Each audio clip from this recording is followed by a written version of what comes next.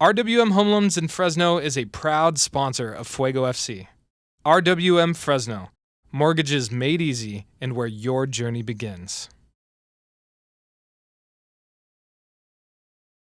Little Caesars has been a proud partner of Fuego FC for over a decade. Check out their new location on Cedar and Shields in Fresno and make sure to order some crazy bread. The Iron Office, a 24/7 private gym, veteran-owned, right here in Fresno, California. Make sure to lift heavy, lift often with the Fuego's official gym partner, the Iron Office.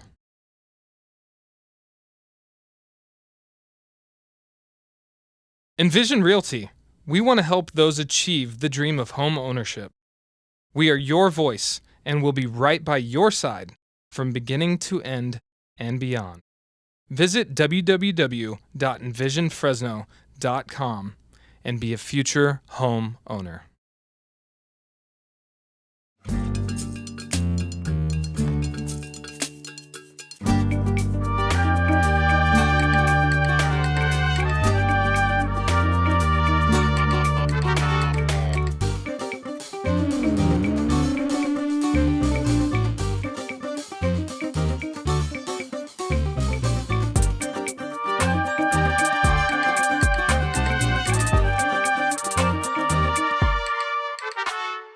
All right.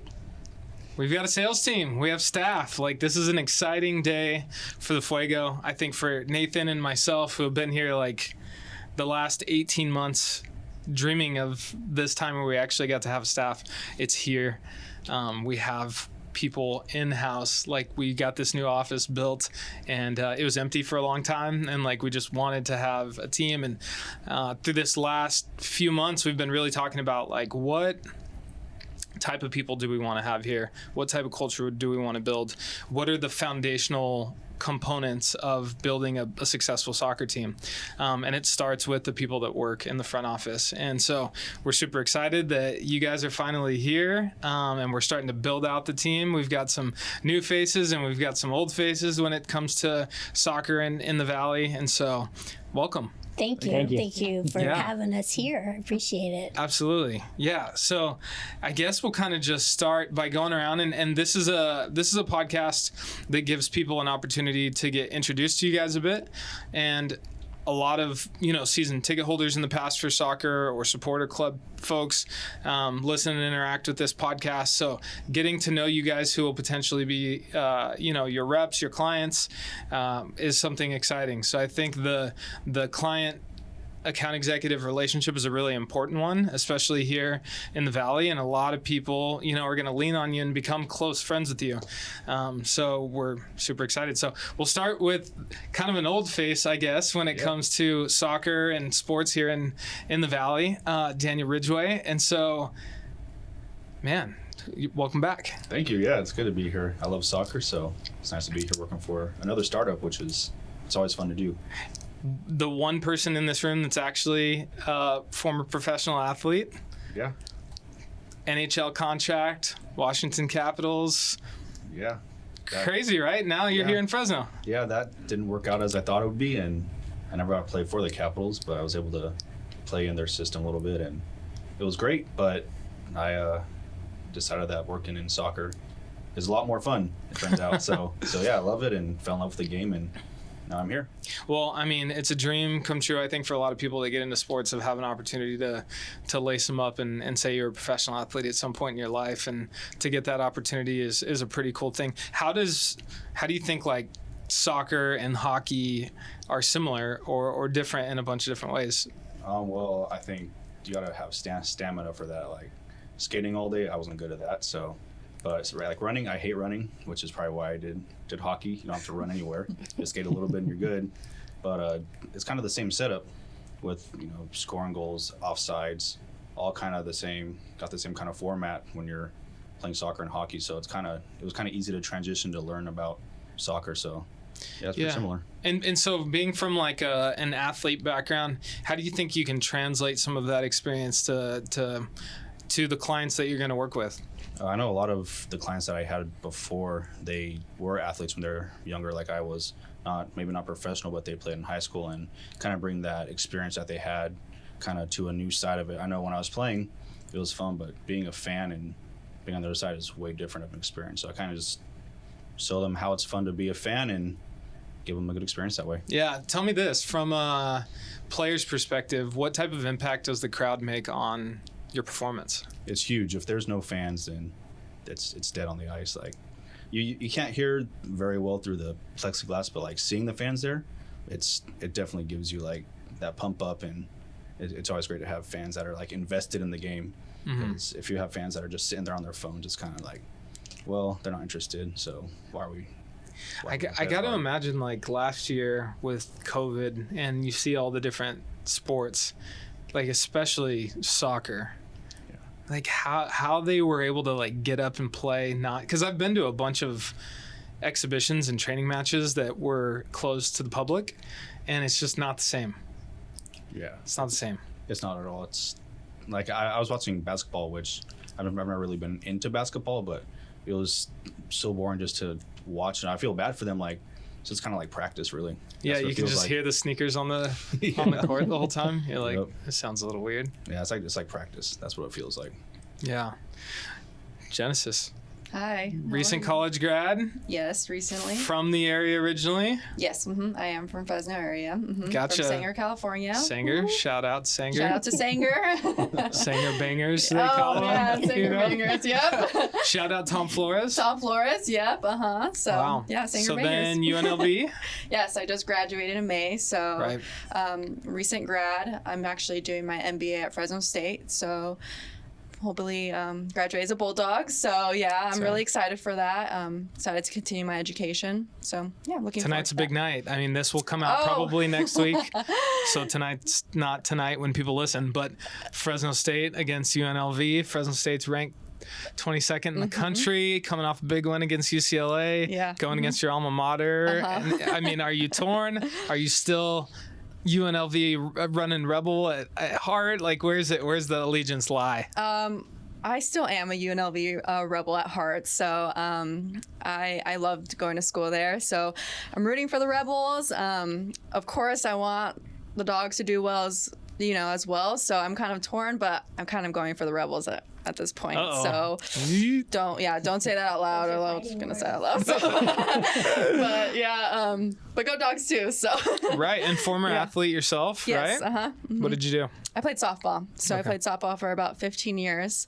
So I had a great time. I have a lot of friends here in the Central Valley. We all went to go play ball, and most of us are back now. So it's great to see, the journeys that we all went on, and got to see them play when we played each other in college. So that was a really neat experience. I'm really thankful for those years of playing softball. So So one of the things that's always we've seen as a challenge, and what we think this club can kind of help with, is giving local athletes a platform to be able to achieve bigger and better things. I know we had talked a little bit about like the exposure that you have from the Central Valley and being able to go to like a big D1 school or something like that. Did you see it as a athlete here that it was a challenge to get the same type of eyeballs on you that maybe somebody else would have in the Bay Area or LA? Yeah, I mean, definitely. Softball's huge down in LA area, so Huntington Beach, that's where I would mostly go during the weekends. However, softball has grown tremendously throughout the last few years here in the Central Valley. We do go down there still to play tournaments most of the time. The big tournaments are held down there, but I do feel like we're heading in the right direction in Central Valley, and we keep growing. And, right now, Fuego's back, and I'm sure it's going to be really inspiring for the kids that play soccer. So hopefully one day we'll get a softball league out here, sure, professional one. But I know Fresno's doing great things. I'm excited to see for the future. Yeah. Awesome. So, Alfredo. Happy to be here. South Valley guy, right? Yeah. Turlock area. Oh, Turlock, Yeah, North Valley. North Valley. Valley. But okay, so I thought Tulare, not Tulare, Turlock. Yeah, Turlock. I was mistaken. No, you're good. North Valley. Yeah. So, I mean, a little bit of a move coming down here. What are some things that you're looking forward to by relocating here to the Central Valley, to Fresno, and in kind of this next wave for you with Fuego? Yeah, well, so far I've been commuting these past few days. I am looking for a place out here. But I feel like Fresno is just a bigger Turlock, but I feel like there's a lot more things to do. Like, I don't know in specific, but at the same time, it's just a bigger school, and I feel like not bigger school, bigger town, and you have Fresno State here, so you have like a football program as opposed to CSU Stanislaus and Turlock. So I'm looking forward to hopefully making it out to a game. Yeah, definitely. Yeah, for sure. So you played soccer. Yeah. How was that experience like? I loved it. And you coached as well, right? Yeah, I played, coached, and I refed.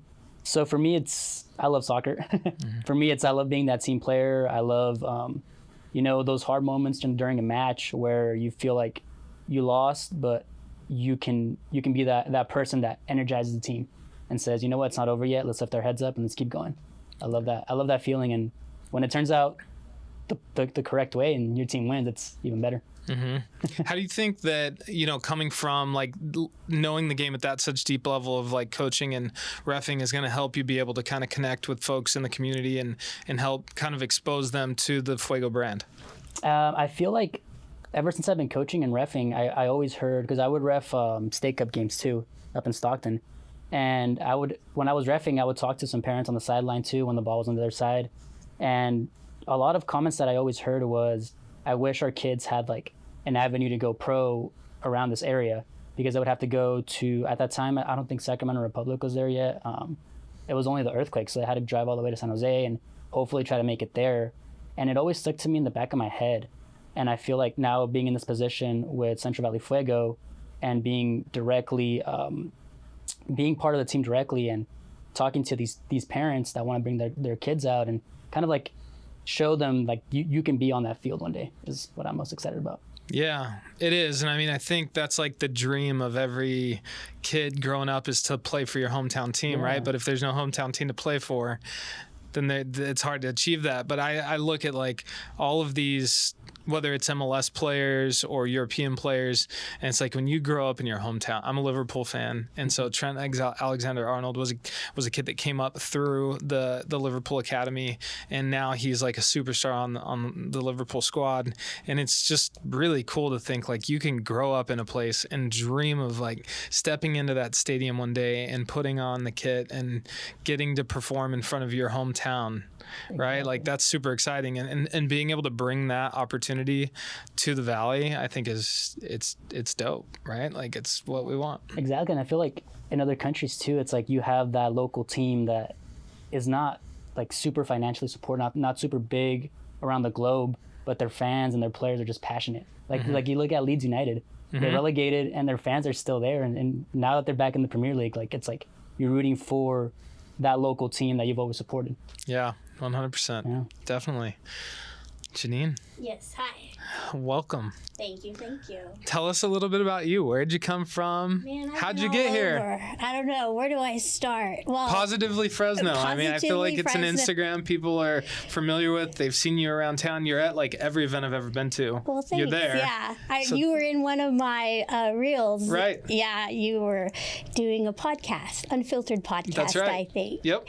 Yeah, I was having fun drinking a beer, and a lady helped me who was selling merch. She filmed it for me. Oh, cool. And so, gosh, I'm a Division I athlete, Sacramento State, but I played golf. Okay. And I went to Fresno City and scholarship from there to Sac State with an AA degree so I could get to D1 level. Awesome. And then, let's see, I lived in Sacramento for a long time and was a bike messenger. And then I moved to Santa Cruz, hung out on the beach, worked at golf courses.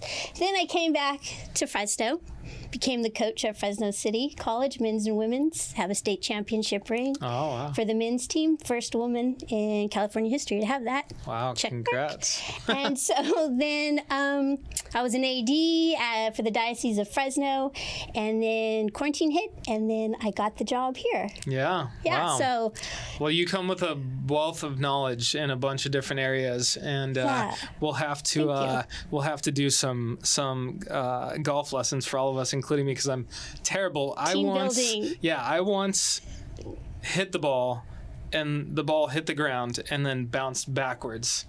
And I was just like, this is the end of me. I'm just not good at this at all. I'm terrible. Well, once I was probably like 12 and playing at Belmont Country Club. And it was a tournament, it was a junior tournament. It's Len Ross. It's been around for like 1,000 years, since like the 50s. So everybody's standing around, and if you've been on the first tee, you know there's like pressure. Everybody's watching. You're out there by yourself. And so I shanked the ball, and it hit a tree, and then it went all the way behind me, but it was still in bounds. So in golf, if it's still in bounds, you have to play it where it lies. So unfortunately, the whole crowd had to move, and I had to hit my second shot from like Behind 30 you. yards back from where I started. And so, anyways, I moved on from that. But golf is just crazy. But It's cool because I feel like golf is one of those sports that had like this huge following for a long time, and then it kind of died down, and then Tiger Woods kind of came around, and it came back around again, and now it's in one of these weird lulls again where it's like I think it's looking for a superstar. We've got a Clovis kid that's out there, DeChambeau, that's like oh yeah, killing it, right? Has Yeah, the he opportunity is. to do it, but Yeah. the thing I'm most interested in about golf, and I've seen this. Yeah, I grew up in a baseball background, but you're starting to see like Tiger Woods shifted this thought process of like you don't look like Phil Mickelson anymore. You look like Tiger Woods. Like you're an athlete. That my dad is a huge into NASCAR, and like coming up as a little kid, like, you know, Tony Stewart and like these beer belly guys that looked like they came right out of the bar onto the racetrack. And then then now it's shifted as well, same as golf, where like they're super athletes. Like these guys are running ultra marathons and all these crazy things. Like, why is that happening? And do you see that being like a huge benefit to the game of golf, that people are way more athletic than they used to be? I just think it depends really on the individual person, because there's people on the tour at all levels of golf that are different sizes, and there's 14 clubs in the bag, and they're able to utilize those clubs to fit their game. And there's a lot of big, like heavy, strong looking dudes out there, but at the end, they're still not winning all the tournaments. There's other guys who are older than them, not as muscular, and they're winning. So it's pretty much that person playing the golf course, and there's a lot of sports psychology and mentality that plays into it, because that's what's different than soccer, is where there's players that have your team, they lift you up, and in golf you got a caddy and yourself out there, and which has his plus and his minuses. I played softball too, and when I was younger, and there's that whole team mentality that I love, and it gets you to go to practice every day. In soccer, you'd go and you'd see your buddies or whatever and have a good old time, and you'd want to win, get better, achieve success. And then in individual sports, more about like, oh man, I got to get up, I got to go hit a bunch of golf balls, go stand out there by myself. It's 110 degrees, but I got a tournament, so I got to go. But it was fun too, but there's just those two different types of sports, and individual and team. The mental side is huge, because you actually have time to make a decision on how you're going to take your next move, versus like soccer, where you're making it's super the quick. speed of your mind is almost as important as the speed of your body. Yeah, it's more instinct than thought. In my opinion, it seems like their muscle memory takes over, and their instinct and their talent and their experience, and boom, they're there and they're making epic. I think it might be happening right now, but is the Breeders' Cup happening right now? It started today, yeah. Yeah, so of all the golf events every year, that's my favorite, because it's team, right? Like the Breeders' Cup, it's team, you represent your country. I think that's, to me, like, I wish I could watch more of that. Yeah, it's a lot of fun to watch, and everybody's representing their country, and it's United States against all of Europe, and that's what's fun. And everybody's screaming USA, and everybody's out there in their gear, like repping who they want. And lots of Bud Light. Lots of Bud Light or whatever, you like to do out there. But I would love to be there. I think it's in Wisconsin or something like that this year. Yeah. It's here in the States. And I saw a video where it's just going off already. But I'm happy to be here too on this podcast, chilling with all my friends and getting Fuego out there. Right. No, it's fun. And I think, what we want to display to the community is a family type of atmosphere, and I think that's what we also want to display here in our front office with all of our staff, and that it is one big family. So a couple questions for kind of the group.